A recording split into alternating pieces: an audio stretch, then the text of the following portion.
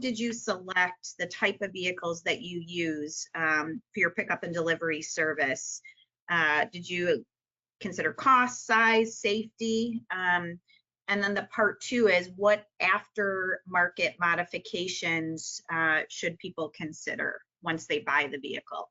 So one is, how did you select it? And two, if there's any sort of modifications to consider. First of all, is for our pickup and delivery residential was what was available. We just used a Dodge Caravan 2016 minivan. It gets good mileage. It can haul a lot of space.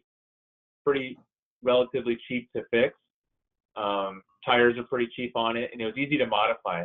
The only modification we did, besides decals and advertising, was we removed all the seats out of it, and we put a carpet bedding with a dry cleaning bar, which also acts as a bar so laundry bags don't tip over. It's almost like a support down the middle.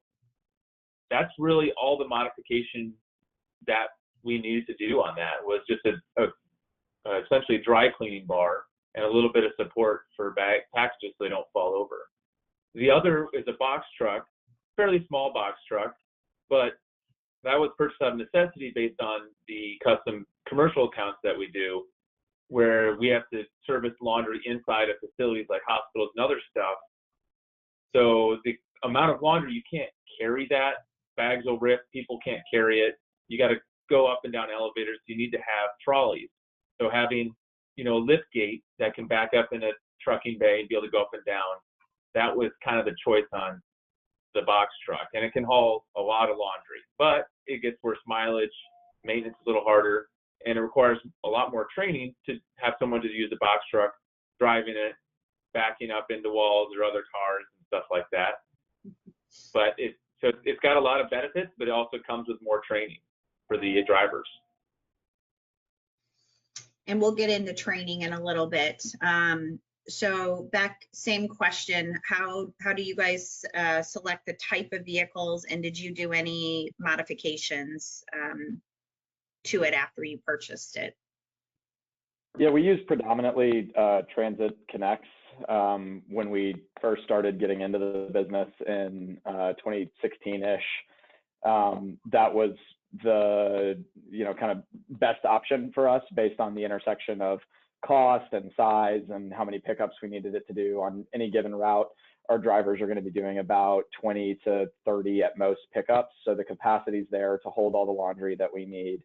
The mileage is as solid as you're going to get in something with that level of capacity, and we set up a lease structure with them to cycle through them every few years. With how supply chain issues have been over the past year, though, we've kind of expanded out of that, and we've added some Dodge to the fleet and other things like that, because it's kind of a take what you can get environment, because there's just shortages across a lot of that stuff. So we've had to go away from only doing the Transit Connects just to keep up with the demand and version through those supply chain issues.